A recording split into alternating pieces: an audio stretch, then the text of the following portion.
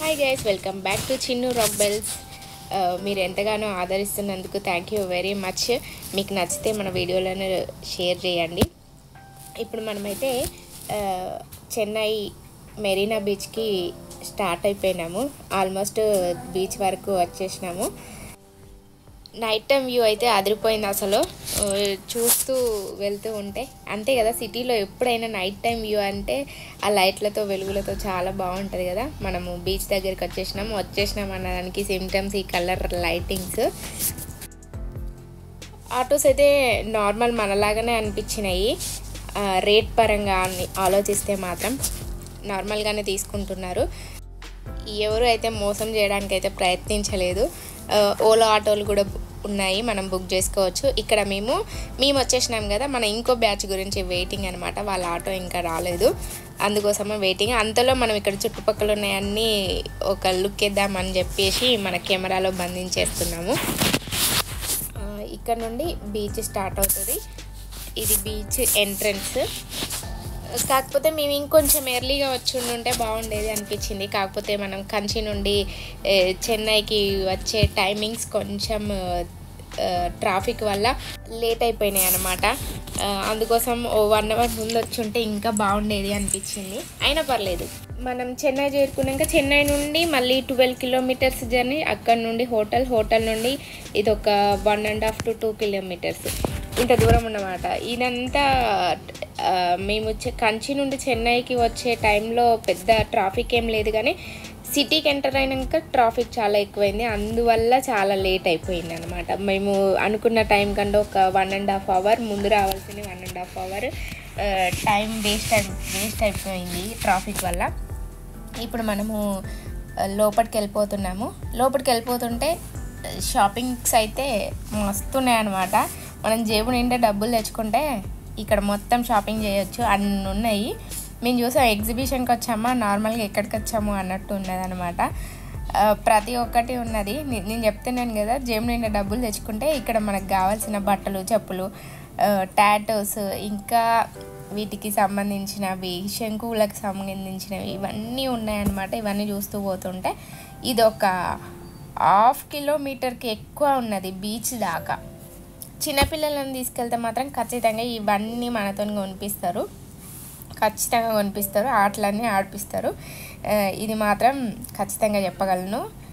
వెళ్తూనే ఉన్నాం. ఎంతసేపు వెళ్ళినా ఇవన్నీ షాప్స్ వస్తున్నాయి, కానీ తినడానికి food items shops, ladies items, బట్టలు ఇవన్నీ వస్తున్నాయి. తినడానికి మాత్రం ఏ ఇబ్బంది లేదు. మంచి ఐటమ్స్ కూడా మనం టేస్ట్ చేయొచ్చు అక్కడ.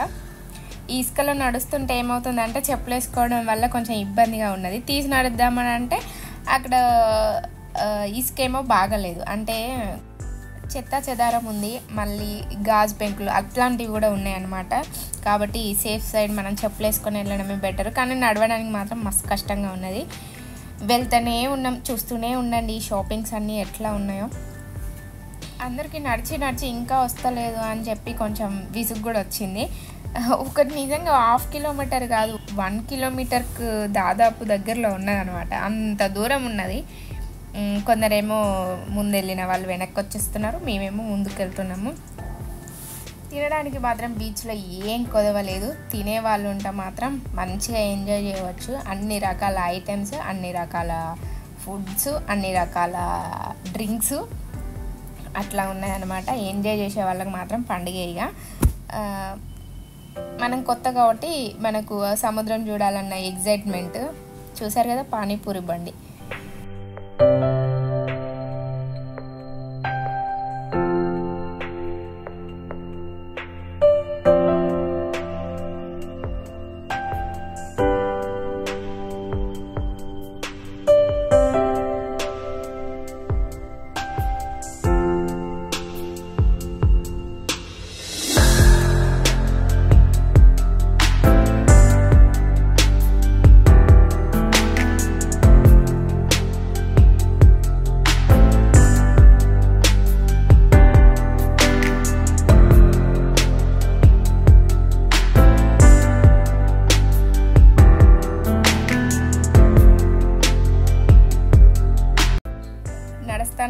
నడుస్తూనే ఉన్నాం.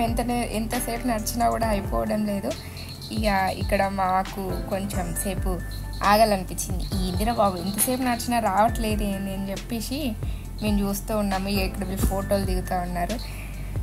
మేమంటే నడగలం కానీ చిన్నపిల్లలు అండ్ మా మామయ్య మా నాన్న వీళ్ళు ఉన్నారు కదా, నడవలేకపోతాను అనమాట. ఇసుక కాళ్ళకి చెప్పులు వేసుకోవడం వల్ల బరువుగా ఉండి ఈజీగా నడవలేకపోతున్నారు. అదే చూసిన ఇంకా రావట్లేదు ఏంది, ఎంతసేపు అక్కడ టైం వేస్ట్ అయిందంటే ఇక్కడ నడవడంలో ఇంకో టైం వేస్ట్ అయింది. ఇక్కడ ఈ సందులో నుండి మాత్రం మేము దూరిపోయినాం అటు సైడు. ఇంకా పోతూ ఉంటే ఇంకెక్కడ దాకా ఉన్నాయో షాప్స్ అసలు తెలియకుండా ఉన్నది, అట్లున్నాయి. ఇక్కడ నుండి మేము బయటికి అటు వెళ్ళాము. వెళ్ళిన తర్వాత చూస్తే అన్నీ తినడానికి స్టాల్స్, మొత్తం ఫుడ్ ఐటమ్స్ స్టాల్స్. ఇక దొరకందంటే ఏం లేదు, చెప్పిన కదా చేతుల పైసలు పట్టుకొని పోతే మనకు అక్కడ అన్నీ ఉంటుంది. ఎంజాయ్మెంట్, బీచ్లో ఆడుకునే వాళ్ళకు ఆడుకునే అంత, తినే వాళ్ళకు తినే అంత ఉన్నాయి అన్నమాట. ఫైనల్గా వచ్చేసినాం. వాసనలు గుమ్మగుమ్మలు ఆడుతూ ఉన్నాయి. అదే మా నరేందర్ అన్న ఈ గుమ్మగుమ్మలకు కామ్గా ఉండగలదా అనేది మా డిస్కషన్. ఇక్కడ చూస్తున్నారు కదా, ఇక మొత్తానికి అయితే బీచ్కి వచ్చేసినాము. చిన్న పెద్ద తేడా లేకుండా అందరూ మస్తు ఎంజాయ్ చేస్తున్నారు. మెయిన్గా మా మామయ్య అండ్ మా నాన్న, పిల్లలు, స్మైల్ గాడు ఫుల్ ఎంజాయ్ అంటే ఫుల్ ఎంజాయ్ చేసిళ్ళు. ఇక్కడ వీళ్ళు కింద బండి బోరుతాళ్ళు, దాంట్లో బోరుతాళ్ళు. ఇక మామూలుగా చెప్పడానికి వీల్లేదు, అసలు ఎవరిని ఆపడానికి కూడా వీల్లేదు. అంత ఎంజాయ్ చేస్తున్నారు అనమాట. నేనేమో బయట కూర్చొని వీడియో తీస్తున్నా, అందుకే నేను అనిపించట్లేదు. మా అమ్మ అక్క ఇద్దరు మాత్రం బయట కూర్చున్నారు, వాళ్ళు నీళ్ళలోకి రానని.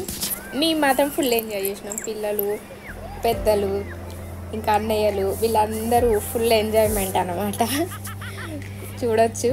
అంటే మేము ఇంకొంచెం ఎర్లీగా వచ్చి ఉంటే ఇంకా బాగుండేది అనిపించింది. అయినా ఏం పర్వాలేదు, అసలు బీచ్లో ఫుల్ మంది ఉన్నారు. మేము ఒక మంచి ప్లేస్ చూసుకొని అక్కడ ఫిక్స్ అయిపోయినాయి అనమాట. ఫుల్ మంది అంటే ఫుల్ మంది ఉన్నారు. ఇంత టైం ఎంత 7:30 అలా అవుతుంది. ఆ టైంకి కూడా మస్తు మంది ఉన్నారనమాట. మా వాళ్ళు మామూలుగా ఎంజాయ్ చేయలేదు. Photos, videos, slow motion videos ఇవన్నీ ట్రై చేసిండ్రు, మస్తు ఎంజాయ్ చేసిళ్ళు అనమాట.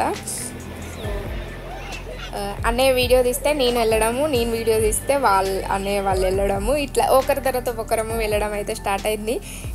వీళ్ళు ఈ జంప్ కోసం ట్రై చేస్తున్నారు. ఫైనల్గా వచ్చింది. ఎన్నో ట్రై చేసిన తర్వాత పిల్లలు కూడా ఫుల్ ఎంజాయ్ అంటే ఫుల్ ఎంజాయ్. ఒక్కటే డిసప్పాయింట్, డే వ్యూ కూడా చూసుంటే బాగుండేది అనేసి. ఆల్మోస్ట్ 2.5 hours 3 hours దాకా ఉన్నామంటే 9:30 10 వరకు కూడా మేము బీచ్లోనే ఉన్నాము. ఎందుకంటే ఆడుకుంటుంటే వాళ్ళు ఆడుతూనే ఉన్నారు. టైం అనేది తెలియకుండా గడిచిపోయింది అట్లా. ఇంకా అంతే కదా, వాటర్ చూస్తే ఎవరైనా మస్తు హ్యాపీగా ఎంజాయ్ చేస్తారు కదా. ఇక్కడ వీళ్ళైతే మునుగుతున్నారు, తేలుతున్నారు. ఇక పెద్ద పెద్ద అలలు వస్తున్నాయి. అయినా కూడా మంచిగా ఎంజాయ్ చేస్తున్నారు. మేము కూడా అందరూ సపోర్టివే. ఎందుకు అని అంటే ఇప్పుడు 4 familiesలలో ఎవరొకరు డిసప్పాయింట్ ఉన్న ఆ ట్రిప్ సక్సెస్ అవ్వదు. అందరూ మంచిగా ఎంజాయ్ చేసే వాళ్ళే, మంచిగా కలిసిపోయే వాళ్ళే, మంచిగా అన్నిటినీ షేర్ చేసుకోవడం వల్ల మా ట్రిప్ అనేది సక్సెస్ అయిపోయింది. మేము కూడా ఇంత ఎంజాయ్ చేయగలిగాము. ఇంకోసారి వెళ్ళాలి అందరం కలిసి అనే విధంగా ఈ ట్రిప్ అయితే మాకు మంచిగా అనిపించింది అన్నమాట. చాలా రోజుల తర్వాత ఒక మంచి ట్రిప్కి అయితే వెళ్ళినామన్న ఫీలింగ్ అయితే మాకున్నది. మా పిల్లలు తాతలతో ఎంజాయ్ చేస్తున్నారనమాట. మీరు ఇక్కడ చూడొచ్చు. మెయిన్గా పెద్దవాళ్ళను హ్యాపీగా ఉంచడంలో కొంచెం మనకు హ్యాపీనెస్ ఉంటుంది కదా.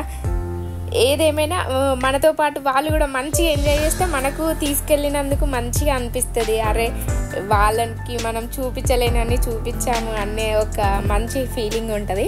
దీని తర్వాత మంచి వాళ్ళకు ఒక సర్ప్రైజ్ కూడా ఉన్నదన్నమాట. ఎవరు ఎక్స్పెక్ట్ చేయని సర్ప్రైజ్ వాళ్ళకి ఇచ్చినాము. వాళ్ళు ఎట్లా ఫీల్ అయినరు అంటే మా వాళ్ళు కొంచెం ఎగ్జైటెడ్ కాదు, అంత తొందరగా బయటపడారనమాట. ఫేస్లో నవ్వు తప్ప ఏం అనిపించదు. తీసుకెళ్ళినందుకు మాత్రం చాలా మంచిగా అందరూ ప్రతి ఒక్కరు ఫుల్ ఎంజాయ్ చేసినారు. ఇప్పుడు మేము ఎంజాయ్ చేస్తున్నాం. ఇలాగే మీ ట్రిప్పులు కూడా ఉంటాయా? మీ ట్రిప్పులు కూడా ఉంటే ఓ లైక్ వేసుకోండి, కామెంట్ చేయండి, షేర్ చేయండి, లైక్ చేయండి.